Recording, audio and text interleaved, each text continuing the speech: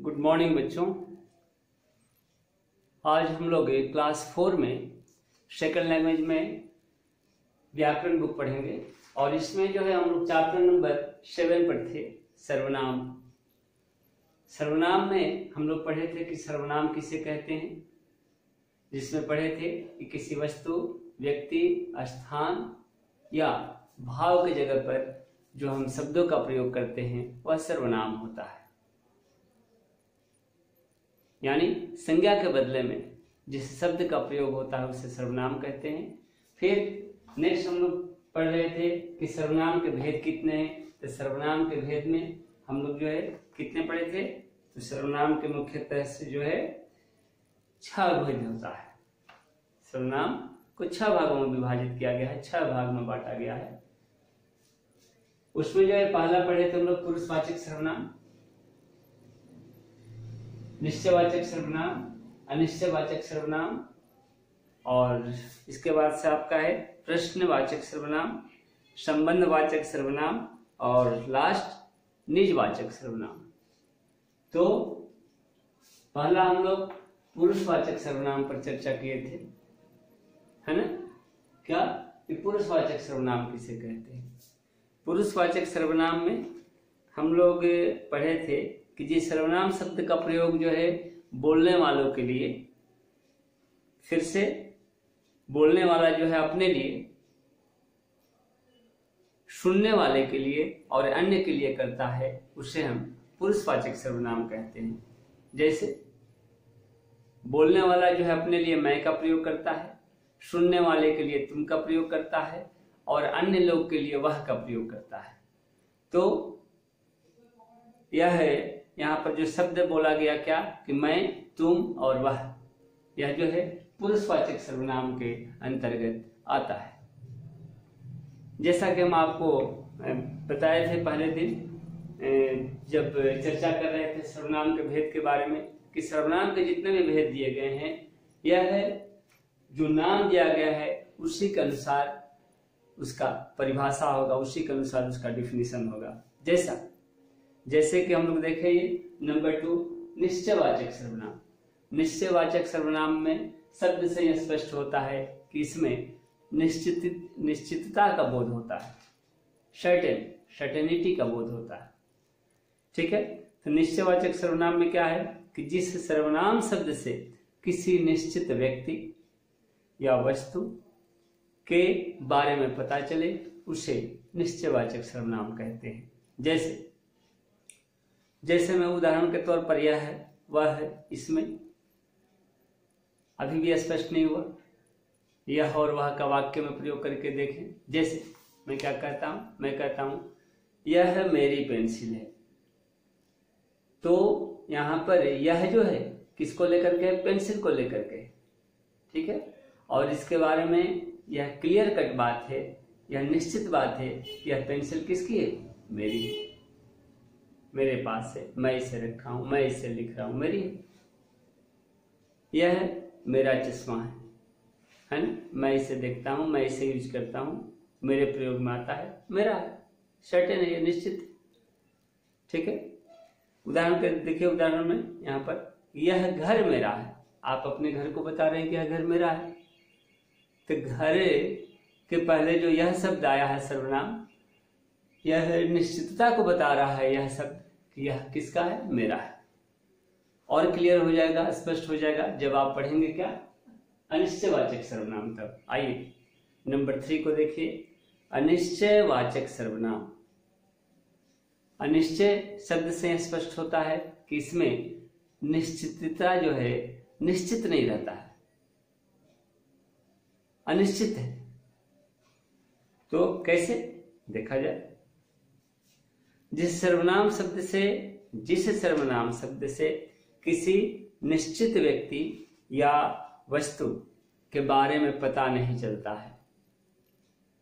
एक में क्या था, निश्चयवाचक सर्वनाम में था कि जिस सर्वनाम शब्द से निश्चित क्या है, निश्चित व्यक्ति या वस्तु का पता चले या बोध हो, उसे निश्चयवाचक सर्वनाम कहते हैं। लेकिन यहाँ पर अनिश्चयवाचक में क्या है कि जिस सर्वनाम शब्द से किसी निश्चित व्यक्ति या वस्तु का बोध नहीं हो या पता नहीं चले उसे अनिश्चयवाचक सर्वनाम कहते हैं। जैसे कोई, कुछ। वाक्य में देखिए इन शब्दों का प्रयोग तो स्पष्ट होगा कि बाहर कोई आया है ना। आप पापा जो है घर के अंदर है, आप पापा को बोल रहे हैं घर के अंदर आकर के बाहर से, पापा बाहर कोई आया है। तो कोई शब्द से क्या स्पष्ट होता है? कोई शब्द से यह स्पष्ट होता है कि बाहर में कौन आया है मुझे पता नहीं, लेकिन कोई है। पापा को भी पता नहीं चल रहा है कौन आया है, वो तो देखने के बाद पता चलेगा। तो यहाँ पर क्या है, कोई शब्द जो है अनिश्चय बात को बताता है, इसमें कहीं कुछ निश्चित नहीं है कि कौन आया है। आदमी को देखने के बाद पता चलेगा ना कि कौन आया है, तब हम उसे रिकॉग्नाइज करेंगे, उसे पहचानेंगे। और वहीं आप निश्चित रहता तो आप बताते उसको कि बाहर में जो है जो भी आया है, पापा आपके दोस्त आए हैं उनका ये नाम है, तो वह निश्चित हो गया। तो ये हुआ कोई, कुछ।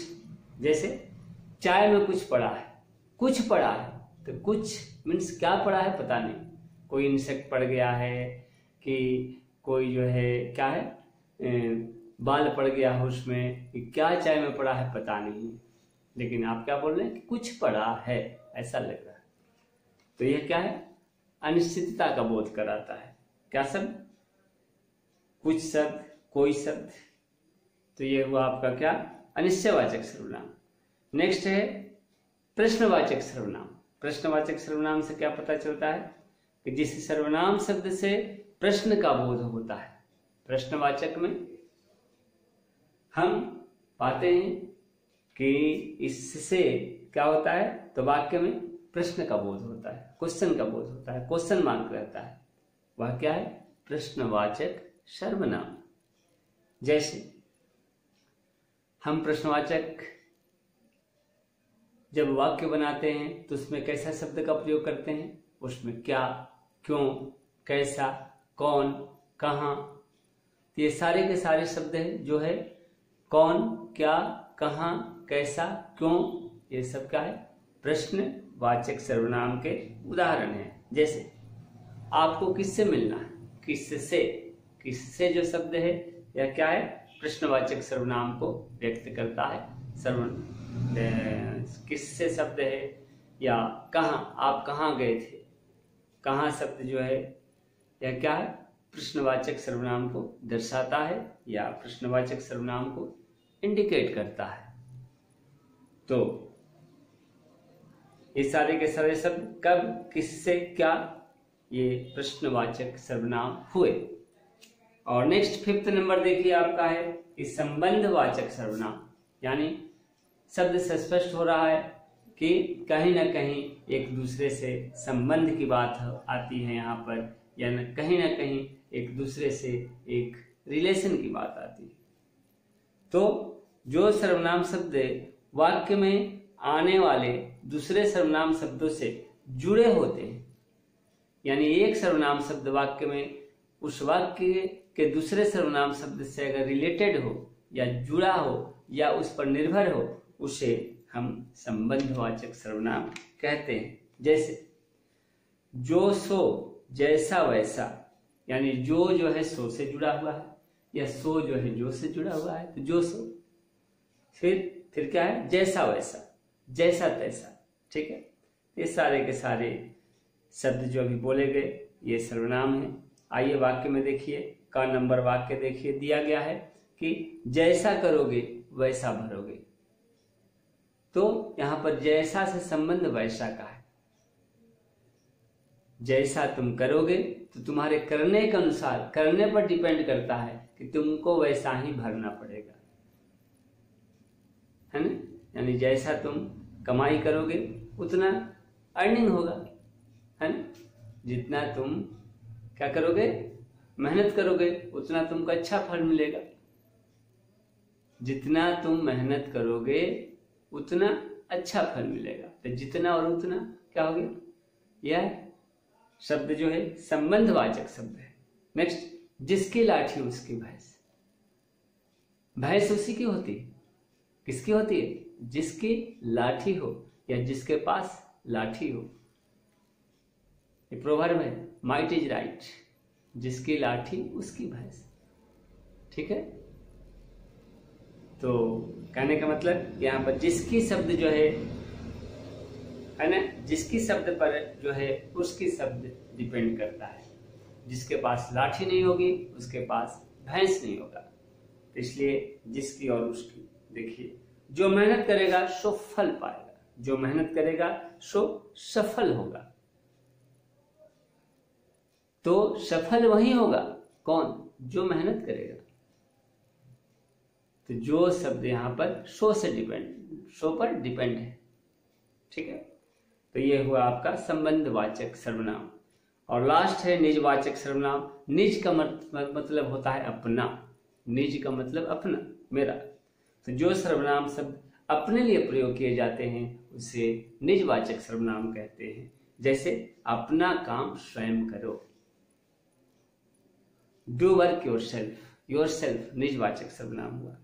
वह खुद चला जाएगा, खुद अपने को कहा जाएगा, है ना। और मैं अपने आप बाजार से पुस्तक ले जाऊंगी। अपने आप यहाँ क्या है, निजवाचक है, यह अपने को दर्शाता है, अपने का प्रतीक है। तो ये आपका हुआ क्या, सर्वनाम के भाग। नेक्स्ट जो है, अब तक हमने सीखा क्या उस पर चर्चा करेंगे और अभ्यास में दिए गए प्रश्नोत्तर पर चर्चा करेंगे जो पेज नंबर 42 पर दिए गए हैं। आज के लिए इतना डियर्स, नेक्स्ट मिलते हैं, धन्यवाद। गुड मॉर्निंग बच्चों, आज हम लोग क्लास 4 में सेकंड लैंग्वेज में व्याकरण बुक पढ़ेंगे और इसमें जो है हम लोग चैप्टर नंबर 7 पर थे, सर्वनाम। सर्वनाम में हम लोग पढ़े थे कि सर्वनाम किसे कहते हैं, जिसमें पढ़े थे कि किसी वस्तु, व्यक्ति, स्थान या भाव की जगह पर जो हम शब्दों का प्रयोग करते हैं वह सर्वनाम होता है। यानी संज्ञा के बदले में जिस शब्द का प्रयोग होता है उसे सर्वनाम कहते हैं। फिर नेक्स्ट हम लोग पढ़ रहे थे कि सर्वनाम के भेद कितने हैं। तो सर्वनाम के भेद में हम लोग जो है कितने पढ़े थे, तो सर्वनाम के मुख्यतः से जो है 6 भेद होता है। सर्वनाम को 6 भागों में विभाजित किया गया है, 6 भाग में बांटा गया है। उसमें जो है पहला पढ़े थे हम लोग पुरुषवाचक सर्वनाम, निश्चयवाचक सर्वनाम, अनिश्चयवाचक सर्वनाम, और इसके बाद से आपका है प्रश्नवाचक सर्वनाम, संबंधवाचक सर्वनाम और लास्ट निजवाचक सर्वनाम। तो पहला हम लोग पुरुषवाचक सर्वनाम पर चर्चा किए थे, है ना। क्या, पुरुषवाचक सर्वनाम किसे कहते हैं। पुरुषवाचक सर्वनाम में हम लोग पढ़े थे कि जिस सर्वनाम शब्द का प्रयोग जो है बोलने वालों के लिए, फिर से बोलने वाला जो है अपने लिए, सुनने वाले के लिए और अन्य के लिए करता है, उसे हम पुरुषवाचक सर्वनाम कहते हैं। जैसे बोलने वाला जो है अपने लिए मैं का प्रयोग करता है, सुनने वाले के लिए तुम का प्रयोग करता है और अन्य लोग के लिए वह का प्रयोग करता है। तो यह है यहाँ पर जो शब्द बोला गया क्या, कि मैं, तुम और वह, यह जो है पुरुषवाचक सर्वनाम के अंतर्गत आता है। जैसा कि हम आपको बताए थे पहले दिन जब चर्चा कर रहे थे सर्वनाम के भेद के बारे में, कि सर्वनाम के जितने भी भेद दिए गए हैं, यह है जो नाम दिया गया है उसी के अनुसार उसका परिभाषा होगा, उसी के अनुसार उसका डिफिनीशन होगा। जैसे कि हम लोग देखें ये नंबर 2 निश्चयवाचक सर्वनाम। निश्चयवाचक सर्वनाम में शब्द से यह स्पष्ट होता है कि इसमें निश्चितता का बोध होता है, सर्टेनिटी का बोध होता है। ठीक है, तो निश्चयवाचक सर्वनाम में क्या है कि जिस सर्वनाम शब्द से किसी निश्चित व्यक्ति या वस्तु के बारे में पता चले उसे निश्चयवाचक सर्वनाम कहते हैं। जैसे मैं उदाहरण के तौर पर यह है, वह है, इसमें अभी भी स्पष्ट नहीं हुआ, यह और वह का वाक्य में प्रयोग करके देखें। जैसे मैं क्या कहता हूं, मैं कहता हूं यह मेरी पेंसिल है, तो यहाँ पर यह जो है किसको लेकर के, पेंसिल को लेकर के, ठीक है। और इसके बारे में यह क्लियर कट बात है, यह निश्चित बात है, यह पेंसिल किसकी है, मेरी है, मेरे पास है, मैं इसे रखा हूं, मैं इसे लिख रहा हूं, मेरी है। यह मेरा चश्मा है ना, मैं इसे देखता हूं, मैं इसे यूज करता हूं, मेरे प्रयोग में आता है, मेरा है, सर्टेन है, निश्चित, ठीक है। उदाहरण के देखिए, उदाहरण में यहाँ पर यह घर मेरा है, आप अपने घर को बता रहे हैं कि यह घर मेरा है, तो घर के पहले जो यह शब्द आया है सर्वनाम, यह निश्चितता को बता रहा है, यह शब्द कि यह किसका है, मेरा है। और क्लियर हो जाएगा, स्पष्ट हो जाएगा जब आप पढ़ेंगे क्या, अनिश्चयवाचक सर्वनाम। तब आइए नंबर 3 को देखिए, अनिश्चयवाचक सर्वनाम। अनिश्चय शब्द से स्पष्ट होता है कि इसमें निश्चितता जो है निश्चित नहीं रहता है, अनिश्चित है। तो कैसे देखा जाए, जिस सर्वनाम शब्द से किसी निश्चित व्यक्ति या वस्तु के बारे में पता नहीं चलता है। एक में क्या था, निश्चयवाचक सर्वनाम में था कि जिस सर्वनाम शब्द से निश्चित क्या है, निश्चित व्यक्ति या वस्तु का पता चले या बोध हो, उसे निश्चयवाचक सर्वनाम कहते हैं। लेकिन यहाँ पर अनिश्चयवाचक में क्या है कि जिस सर्वनाम शब्द से किसी निश्चित व्यक्ति या वस्तु का बोध नहीं हो या पता नहीं चले, उसे अनिश्चयवाचक सर्वनाम कहते हैं। जैसे कोई, कुछ। वाक्य में देखिए इन शब्दों का प्रयोग तो स्पष्ट होगा कि बाहर कोई आया है ना। आप, पापा जो है घर के अंदर है, आप पापा को बोल रहे हैं घर के अंदर आकर के, बाहर से, पापा बाहर कोई आया है। तो कोई शब्द से क्या स्पष्ट होता है, कोई शब्द से यह स्पष्ट होता है कि बाहर में कौन आया है मुझे पता नहीं, लेकिन कोई है। पापा को भी पता नहीं चल रहा है कौन आया है, वो तो देखने के बाद पता चलेगा। तो यहाँ पर क्या है, कोई शब्द जो है अनिश्चय बात को बताता है, इसमें कहीं कुछ निश्चित नहीं है कि कौन आया है। आदमी को देखने के बाद पता चलाएगा ना कि कौन आया है, तब हम उसे रिकॉग्नाइज करेंगे, उसे पहचानेंगे। और वहीं आप निश्चित रहता तो आप बताते उसको कि बाहर में जो है, जो भी आया है, पापा आपके दोस्त आए हैं, उनका ये नाम है, तो वह निश्चित हो गया। तो ये हुआ कोई, कुछ। जैसे चाय में कुछ पड़ा है, कुछ पड़ा है, तो कुछ मीन्स क्या पड़ा है पता नहीं, कोई इंसेक्ट पड़ गया है कि कोई जो है क्या है, बाल पड़ गया है उसमें, कि क्या चाय में पड़ा है पता नहीं, लेकिन आप क्या बोल रहे हैं कि कुछ पड़ा है, ऐसा लग रहा है। तो यह क्या है, अनिश्चितता का बोध कराता है। क्या शब्द, कुछ शब्द, कोई शब्द। तो ये हुआ आपका क्या, अनिश्चयवाचक सर्वनाम। नेक्स्ट है प्रश्नवाचक सर्वनाम। प्रश्नवाचक सर्वनाम से क्या पता चलता है कि जिस सर्वनाम शब्द से प्रश्न का बोध होता है। प्रश्नवाचक में हम पाते हैं कि इससे क्या होता है, तो वाक्य में प्रश्न का बोध होता है, क्वेश्चन का बोध होता है, क्वेश्चन मार्क रहता है। वह क्या है, प्रश्नवाचक सर्वनाम। जैसे हम प्रश्नवाचक जब वाक्य बनाते हैं तो उसमें कैसा शब्द का प्रयोग करते हैं, उसमें क्या, क्यों, कैसा, कौन, कहाँ, ये सारे के सारे शब्द हैं जो है कौन, क्या, कहाँ, कैसा, क्यों, ये सब क्या है, प्रश्नवाचक सर्वनाम के उदाहरण हैं। जैसे आपको किससे मिलना है, किससे, किससे जो शब्द है यह क्या है, प्रश्नवाचक सर्वनाम को व्यक्त करता है। किससे शब्द है, या कहाँ, आप कहाँ गए थे, कहाँ शब्द जो है यह क्या है, प्रश्नवाचक सर्वनाम को दर्शाता है या प्रश्नवाचक सर्वनाम को इंडिकेट करता है। तो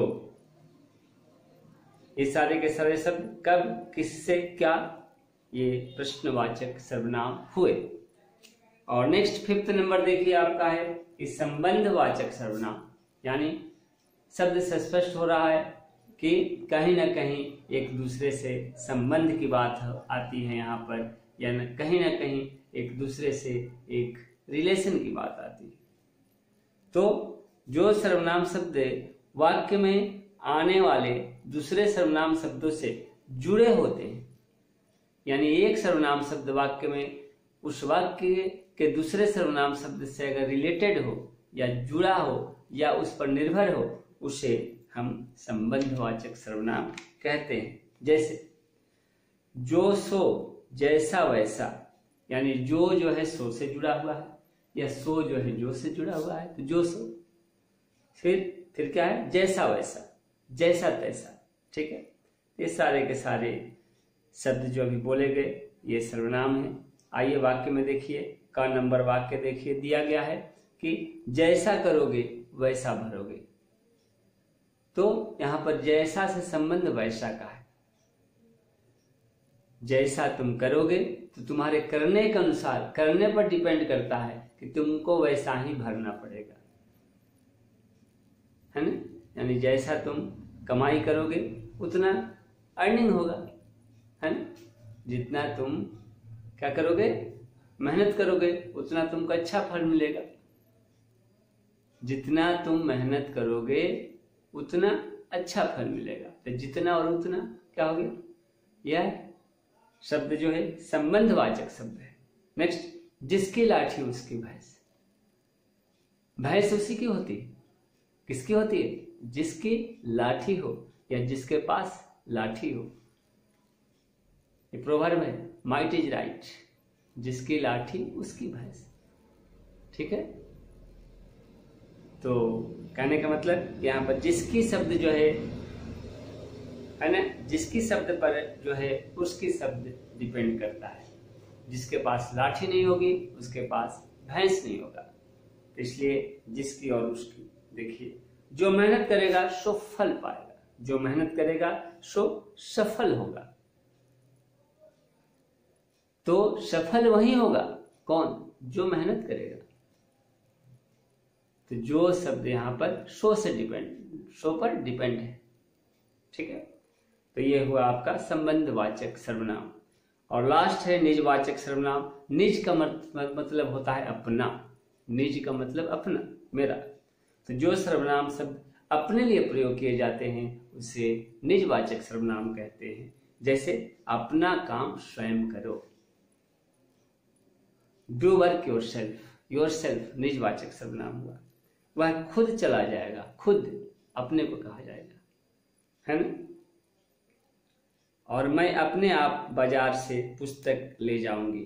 अपने आप यहाँ क्या है, निजवाचक है, यह अपने को दर्शाता है, अपने का प्रतीक है। तो ये आपका हुआ क्या, सर्वनाम के भाग। नेक्स्ट जो है, अब तक हमने सीखा क्या, उस पर चर्चा करेंगे और अभ्यास में दिए गए प्रश्नोत्तर पर चर्चा करेंगे जो पेज नंबर 42 पर दिए गए हैं। आज के लिए इतना डियर्स, नेक्स्ट मिलते हैं, धन्यवाद।